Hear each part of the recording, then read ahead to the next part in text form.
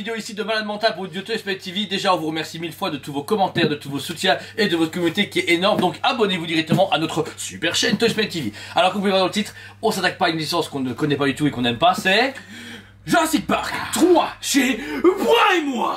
Spinosaur, une pièce fantastique qui était trop demandée et bien trop attendue, exactement. Et elle est arrivée dans le locaux. On a déjà fait les photos, on a vendu la blague, mais ici, on vous fait la review en exclusivité sur Toysplay TV de suite. Boum. Voici le Spinosaur par Prime One Studio en échelle un 15e, qui va du coup avec la lignée du T-Rex et bientôt l'Indominus Rex. Oui, et ça, il commence seulement à sortir ici en Asie. On présume qu'il sera là pour début 2022. Février, je pense. Ouais. Février-mars. Moi, j'espère plutôt.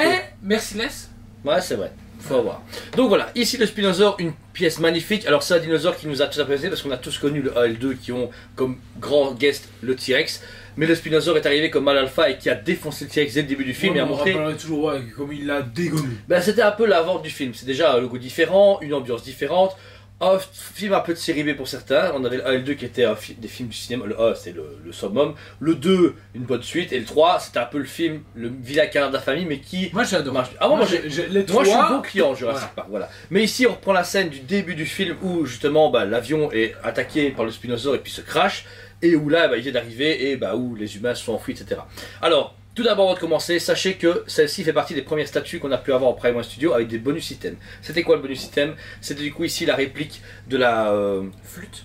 Non, c'est pas la flûte, c'est la caisse de résonance de Raptor. Exactement, que des aventuriers fait du coup lui-même en bois à la base. C'est presque cette taille réelle de mémoire. Par contre, il n'y a pas moyen de souffler dedans. Notez que la personne qui gère Jurassic Belgium, alias Monsieur de la Rue, a fait une vidéo avec justement ce son qui est en train de faire comme dans le film. Et sauf que c'est un fake et tout le monde nous a dit ouais je comprends pas, la mienne elle fonctionne pas. Mais non, ce client a fait un montage vidéo, bordel, et personne n'avait compris. Mais voilà. Personne n'a compris. Et surtout qu'il se marre en plus. Il se marre en plus. Alors ici, la réplique est terrible comme vous pouvez le voir. Malheureusement, dommage de ne pas avoir un tout petit socle. C'est tout ce qui manque. Parce que là, sincèrement, le foutre là comme ça, Parce que en plus de ça, elle est bien, bonne qualité, c'est cool franchement. Et franchement, c'est cool que Prime, tout le monde s'est posé la question, est-ce que taille 1 ou pas, parce que c'était jamais précisé. On a 15ème, le truc qui fait cette taille là, ça va rien. On s'attend au prix parce que ça reste juste un item bonus. C'est vrai, qu'on paye pas théoriquement. On paye pas, on le paye jamais. Et du coup, ils l'ont proposé et ça, c'est vraiment bien. Dommage, c'est pas le mettre devant en fait, c'est peut-être dommage. Alors, encore une fois, ça prouve que du coup, toutes les versions bonus que vous avez commandées chez nous au Day One ou en tout cas dans ceux qu'on vous a promises seront le cas dans les prochaines années Prime One. Donc ça, c'est rassurant. Alors, on va commencer ici sur un dinosaure en échelle 1/15 d'un Spinosaure qui est sublime. On va commencer sur l'élément qui est le mieux fait, le plus important, c'est la gueule. Alors, la gueule, elle est fantastique. Le travail qu'ils ont fait. Franchement, Prime sur les Jurassic Park, ils sont exceptionnels. Il n'y a rien à dire. Le travail des écailles. Après, encore une fois, comme chaque dinosaure, le visage, la queue et les pattes sont méga bien faites. Le corps est un peu plus, moins texturé, un peu plus négligé, mais je pense que c'est un suite de détail ou je sais pas, peut-être que c'est une raison artistique, j'en sais rien. Mais pour le Spino, les yeux verts, ils sont fantastiques. Le travail du côté un peu alligator, tu vois, veut dire la gueule qu'ils ont fait avec des écailles, les dents, tout acérées, toutes petites, et il n'y a aucune casse. La petite langue, franchement. Et justement, que les travailler où la peau est très. Comment dire, très terne, comme s'il était sec, et par contre toute la gueule c'est très réaliste. La gueule est hyper réaliste. Il n'y a pas de sang, rien du tout, c'est normal. Il a attaqué des gens, mais on a bien vu que le sang dans la gueule dinosaure n'était pas du tout au programme de Prime One. Même si pendant la scène il en tue un ou deux avant d'arriver là, mais il n'y a pas de sang qui coule, donc voilà, c'est pas grave, c'est pas la mort, mais voilà. Alors ensuite sur tout le corps, on peut dire genre qu'ils ont fait un travail mais beaucoup plus texturé que les autres dinosaures auparavant. Très texturé, très en relief. Très de couleurs. Et c'est ce que j'aime énormément. Les couleurs pastel qu'ils ont pu donner dessus, le fait tout ressortir avec sa crête et tout. Sa crête, on attendait quand même quelque chose de plus imposant. Je sais pas pourquoi. Non, moi ça me choque pas parce que quand tu regardes le film, c'est vraiment à l'échelle, ils ont tout respecté. Oui, tout est à l'échelle. Mais c'est la couleur qu'ils ont arrivé jusqu'à le bout de la queue qui est entièrement en résine. On le note à chaque fois, mais c'est important. Oui, parce qu'il y en a certaines, malheureusement, la queue est en PVC. Là, ils ont assuré tout entièrement en résine. Plus bas, vous avez forcément au niveau ses pattes avant, recroquevillé, belle position. Un travail juste un peu moins poussé, ça se voit. On voit que c'est un élément qui n'allait pas attirer l'œil des gens. Et pour finir sur les jambes, elles par contre, encore une fois, qui sont hyper bien gérées. Et c'est vrai que c'est un élément qu'on voit très peu parce que c'est des pattes qu'on ne voit pas beaucoup dans le film. Et c'est la première fois que je vois des pattes de Spinosaure qui ressemblent étrangement à un T-Rex, mais bon, amélioré puisque c'est différent le Spinosaure. Mais voilà, et l'emboîtement est parfait. Alors sachez, un truc important, on a reçu énormément, plus d'une quinzaine, etc. On n'a eu aucun problème d'emboîtement, mais des amis à nous, des clients qui l'ont acheté chez nous, ont dit que des collègues à eux ou des amis à eux en France avaient eu beaucoup de soucis. je pense que c'est une ligne qui a eu souci. Genre des fournisseurs ont dû avoir une flopée de 30 ou 40 et nous on a eu dans les 30-40 un échantillon qui n'ont pas eu de souci. Mais comme d'habitude on vous conseille, avec un ami ou un collègue etc. Vous prenez du coup le sèche-cheveux ou un sèche-cheveux. Un canon à chaleur. Un canon à chaleur. Je sais plus comment ça s'appelle, un thermoformat, je sais plus.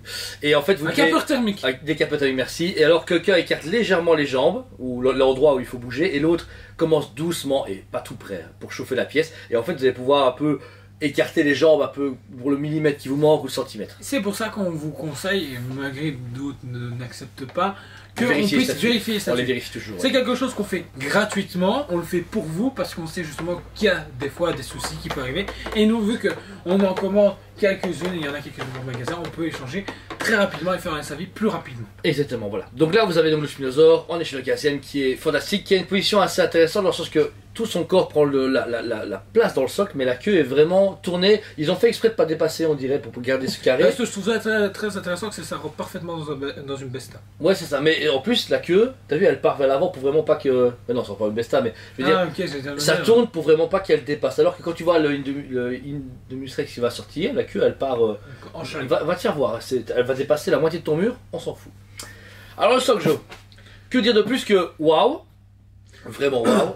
C'est de la continuité du reste. Ouais. Donc c'est pas exceptionnel. C'est une bonne évolution. Mais c'est une belle évolution. Ouais. C'est un beau travail. Déjà l'eau. Et puis l'eau. Ouais. Tout le monde nous a fait. Quoi, vous avez mis de l'eau sur la statue? On a eu un travail similaire sur le Predator Big Game qui était fantastique. Là c'est la même chose. Alors c'est con parce que c'est que de la résine transparente qu'ils ont foutu dedans et voilà. Mais le travaillait et ils ont pensé, ils auraient pu très bien ne rien mettre, ils ont mis de la boue, c'est bon. Là, ils se sont dit non, c'est une pièce qu'on veut chouchouter, on a un trou à mettre, bam, on met de la résine translucide. C'est vraiment cool, il est méga bien fait.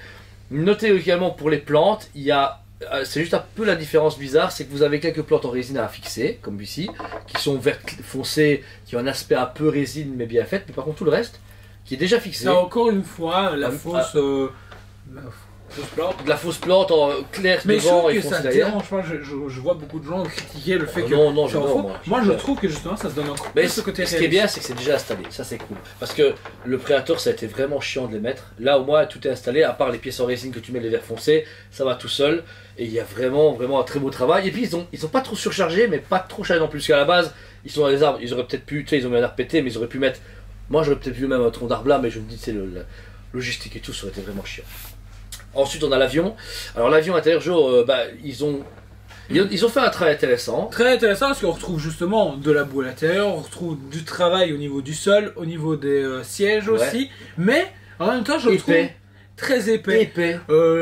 Les cassures justement au niveau de l'avion, c'est super épais. Je suis pas souvenir dans le film ça soit aussi. Non, en fait, c'est pas aussi épais, mais j'ai l'impression qu'ils ont, pour des raisons de transport, de finition, etc., et qu'en plus, ça reste l'avion. Le base qu'on achète un Spinosaur, c'est pour le Spinosaur. On voit qu'ils ont dit on va le faire, il faut que ce soit immersif, mais ils ont pas travaillé comme ils ont pu travailler la gueule, tu vois. C'est vraiment un truc vraiment plus négligé, mais qui est fixé déjà dans le socle, donc ça c'est déjà compris dedans. Et pareil pour le nez de l'avion, là, il est bien cabossé, la peinture est bonne, mais quand vous regardez le tableau de bord, c'est grossier quoi. C'est des gros boutons, c'est des gros manches, c'est à l'échelle, mais il n'y a pas le travail détaillé qu'on peut avoir sur d'autres éléments Prime One. Donc c'est cette idée de se dire on met le paquet sur ce que les gens vont focus dessus, le reste on le met en avant, mais c'est vrai que ça reste du fond décor. Au final, quand tu fais une belle photo, tu t'en fous qu'à l'arrière-plan il y a un petit bateau dans la plage, tu veux juste le côté belle plage et toi en avant. C'est ça que je pense que Prime voulait faire avec ses statues, mais c'est un peu dommage quand on le regarde, on se dit ouais t'as vu c'est dedans et puis non. Et puis nous marquer un truc important, c'est qu'ils ont fait les traces de pas dans la boue sorties de l'avion. Ça c'est cool, parce qu'ils ont quand même rendu une vie et une logique, une histoire, comme si là ils viennent de partir et que le Spinosaur quand il se retourne là et qu'il les regarde, on peut imaginer que les gens sont là plus loin, ils sont en train de partir. Et ça c'est cool parce que tu peux encore une fois imaginer, vivre le moment, pas comme ces statues qui sont juste des statues. C'est genre voilà, c'est la Rotunda, c'était une vie, ça c'est une vie, alors que le Triceratops il n'avait pas de vie. Tu te rappelles qu'on l'a critiqué? C'était de la merde. C'était un gros tas de résine avec des cornes et on se dit ouais, il fait quoi? Il mange, il boit, il pisse, il fait quoi? On savait pas ce qu'il faisait. C'était l'erreur Prime.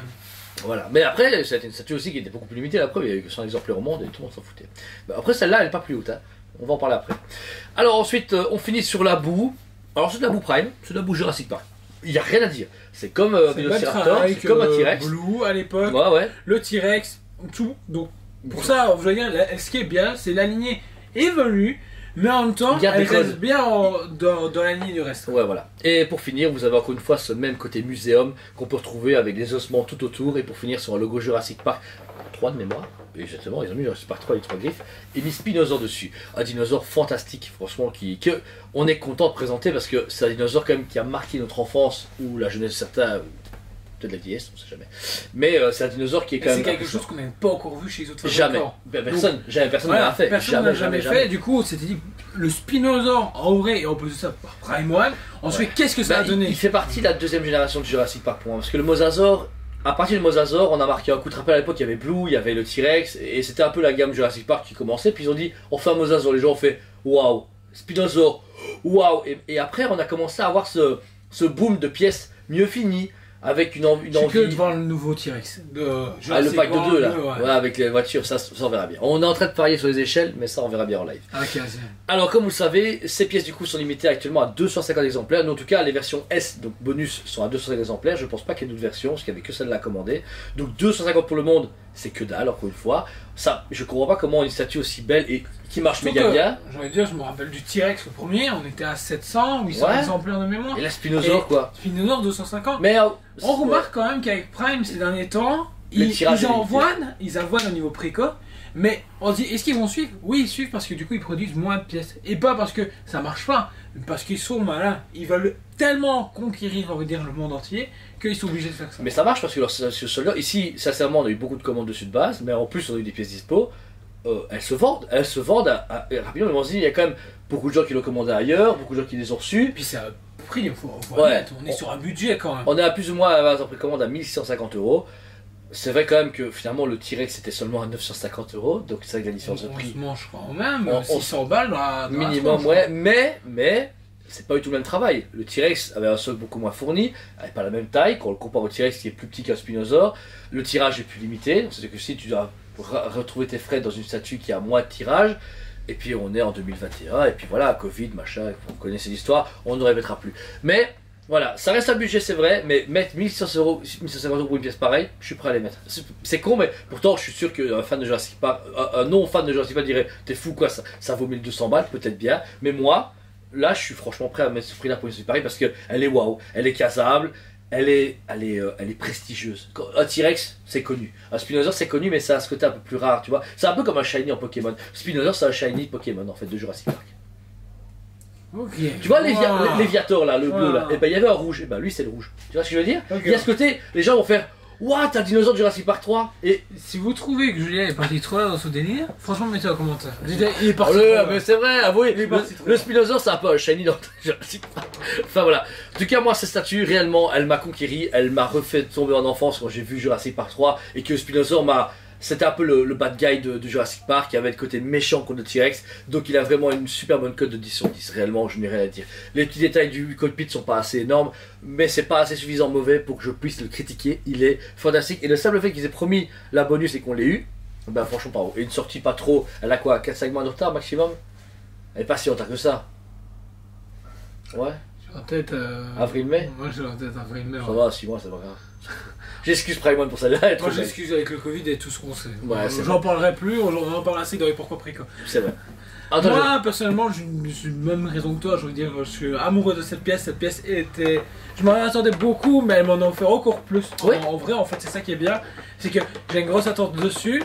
Et au final, vraiment pas déçu. Elle mérite clairement son 10 sur 10. Elle mériterait même un 40 sur 10 si on veut déconner aujourd'hui, mais je le ferai pas. Je l'ai promis que je mollo. Mais Prime au niveau de Jurassic Park, foncez, franchement, il faut vraiment pas se dire ouais, j'attendrai la sortie. N'attendez vraiment pas, parce que quand je vois les gens qui ont voulu attendre pour la Rotunda, attendre pour le Spinosaur, et là ils sont en train de se battre pour l'avoir. On est dépassés parce qu'ils sont en train de se battre pour l'avoir. Exactement. Et nous on peut rien faire.